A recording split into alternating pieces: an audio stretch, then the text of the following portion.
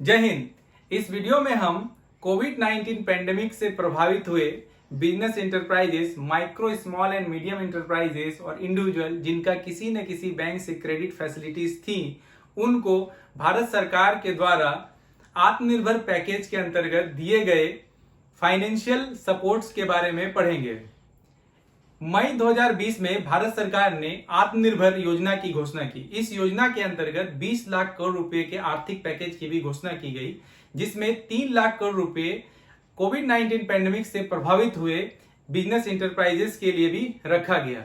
In business enterprises को credit के माध्यम से 3 लाख करोड़ रुपए प्रोवाइड करने का लक्ष्य भारत सरकार ने रखा। भारत सरकार के वित्त मंत्रालय के अधीन डिपार्टमेंट ऑफ फाइनेंशियल सर्विसेज ने इस स्कीम के मैनेजमेंट की पूरी जिम्मेदारी NCGTC, national credit guarantee trustee company को दिया।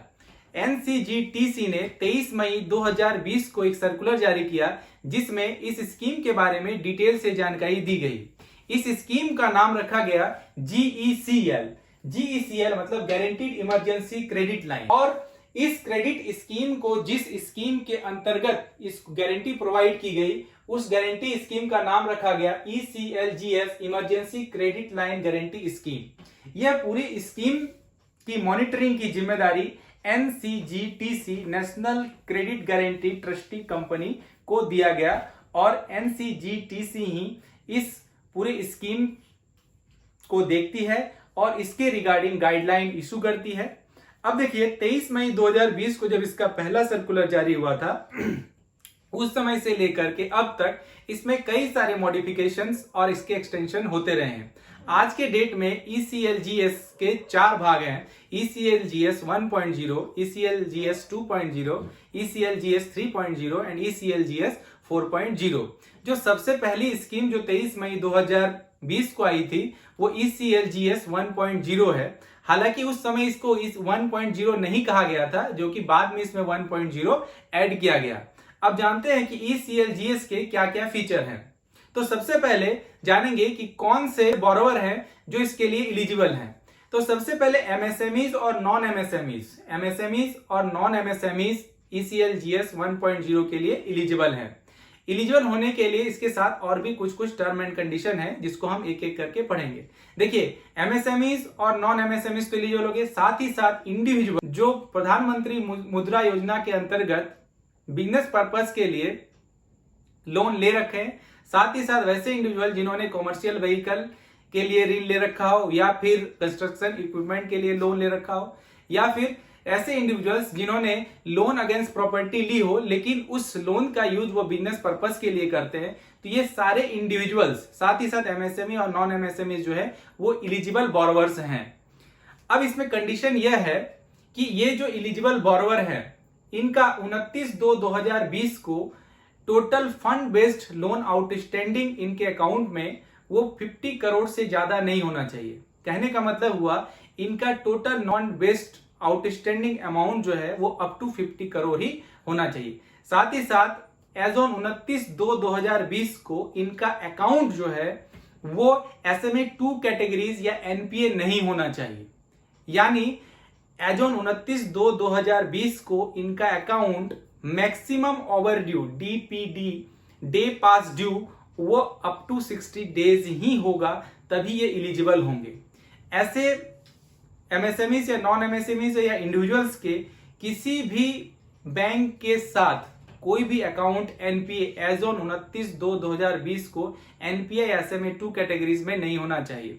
अगर ऐसे किसी भी इंडिविजुअल्स का, अगर ऐसे किसी भी बोरोवर का एज ऑन 29/2/2020 को कोई अकाउंट NPA होता है, तो फिर वो इस स्कीम में एलिजिबल नहीं होगा। इस स्कीम के अंतर्गत एज ऑन 29/2/2020 किसी बोरोवर का जो भी लोन आउटस्टैंडिंग होगा, मतलब बिलो 50 करोड़, उसका 20% वर्किंग कैपिटल टर्म लोन के माध्यम से दिया जाएगा। इस लोन का रीपेमेंट पीरियड 4 ईयर होगा, जिसमें 1 ईयर का repayment holiday, principal repayment holiday दिया जाएगा। रीपेमेंट हॉलीडे का मतलब इस 1 साल में आपको सिर्फ इंटरेस्ट पे करना है, प्रिंसिपल पे नहीं करना है।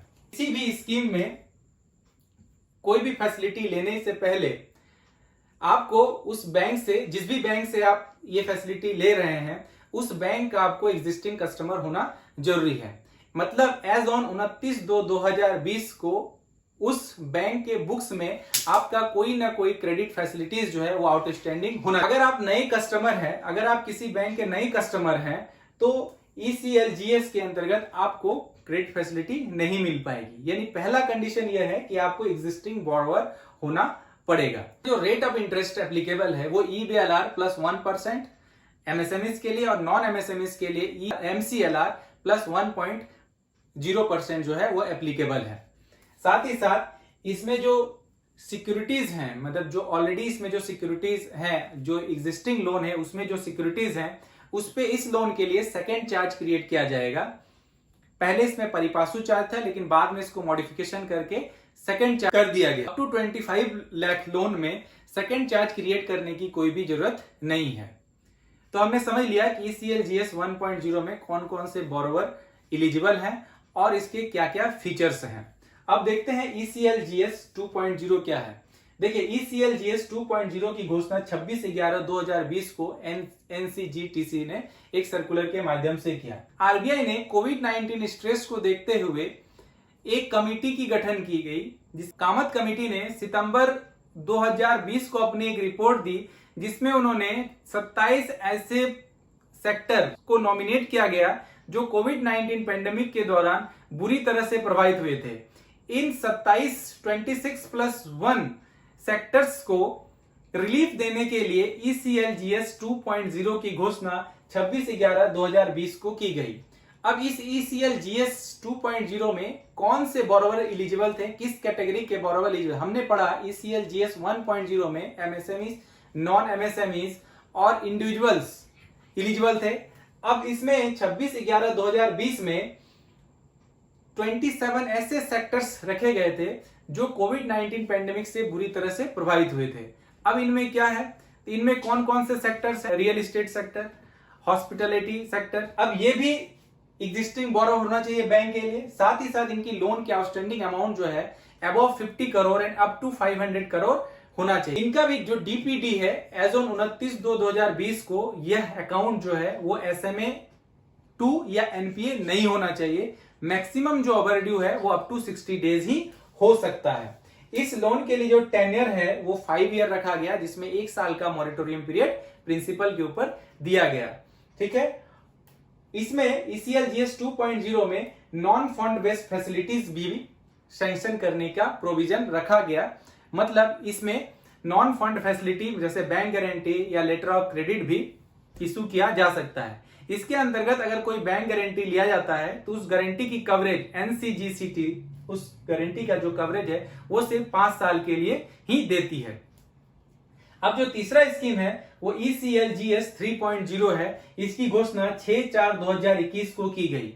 इसमें भी सबसे पहला कंडीशन है कि वो एग्जिस्टिंग बोरोवर होना चाहिए। इस ECLGS 3.0 में कुछ पर्टिकुलर सेगमेंट के बिजनेसेस इंटरप्राइजेस को रखा गया। ठीक है, अब इसमें कौन कौन से, जैसे hospitality sector, travel and tourism, leisure and sporting, civil aviation को रखा गया। अब इसमें जो DPD है एज ऑन 29/2/2020 को डे पास ड्यू अकाउंट में 60 डेज से ज्यादा नहीं होना चाहिए। मतलब अगर किसी अकाउंट में ओवर ड्यू 60 डेज से ज्यादा है तो फिर वो ECLGS 3.0 के लिए एलिजिबल नहीं होगा। इस लोन का जो टेन्योर रहेगा वो 6 ईयर रहेगा। साथ ही साथ इसमें जो क्रेडिट की फैसिलिटी है वो आउटस्टैंडिंग अमाउंट का 40% जो है वो अवेल कर सकता है। हमने देखा ECLGS 1.0 और ECLGS 2.0 में एज ऑन 29/2/2020 में जो अमाउंट आउटस्टैंडिंग है उसका 20% ही क्रेडिट फैसिलिटी के रूप में दिया जा सकता है। लेकिन ECLGS 3.0 में यह परसेंटेज 40% है। अगर किसी बोरोवर ने ECLGS 1.0 के अंतर्गत 20% ले अवेल कर चुका है तो फिर वो ECLGS 3.0 के अंतर्गत अगर वो इस सेगमेंट में पड़ता है, हॉस्पिटैलिटी में या फिर ट्रेवल एंड टूरिज्म में या फिर लीजर एंड स्पोर्ट में या सिविल एविएशन कैटेगरी में पड़ता है, तो बाकी का 20% भी ECLGS 3.0 कैटेगरीज के अंदर ले सकता है। चौथा जो स्कीम है वो 30/5/2021 को जारी किया गया ECLGS 4.0। इसमें भी कुछ पर्टिकुलर सेगमेंट को रखा गया जो ECLGS 5.0 में एलिजिबल है। तो सबसे पहला एक कंडीशन तो यह कि वो एग्जिस्टिंग बोरोवर जो है वो होना चाहिए। साथ ही साथ इसमें hospital, nursing homes, clinic, medical college, manufacturing of liquid oxygen, इस तरह के जो भी बिजनेस सेगमेंट है उनको ये फैसिलिटी प्रोवाइड की गई। अब इनका भी जो अकाउंट है एज ऑन 31/3/2021 को ओवर ड्यू मैक्सिमम 90 डेज ही हो सकता है। देखिए जैसे ही 90 डेज तक है, 91 डेज होगा तो अकाउंट क्या एनपी हो जाएगा। अगर इसमें 31/3/2021 को अगर इसमें overdue as on 90 days है तो फिर वो ECLGS 0 के लिए इलिजिबल है। इसमें जो लोन अमाउंट है वो 2 करोड़ रुपए तक रखा गया है। ECLGS 4.0 में जो लोन अमाउंट का रीपेमेंट है वो भी 5 ईयर रखा गया है। इसके अंतर्गत इसमें ECLGS 2.0 और ECLGS 4.0 के अंतर्गत हम नॉन फंड फैसिलिटीज भी दे सकते हैं। ठीक है, होपफुली आपको ये ECLGS 1.0, 2.0, 3.0 और 4.0 समझ में आया होगा।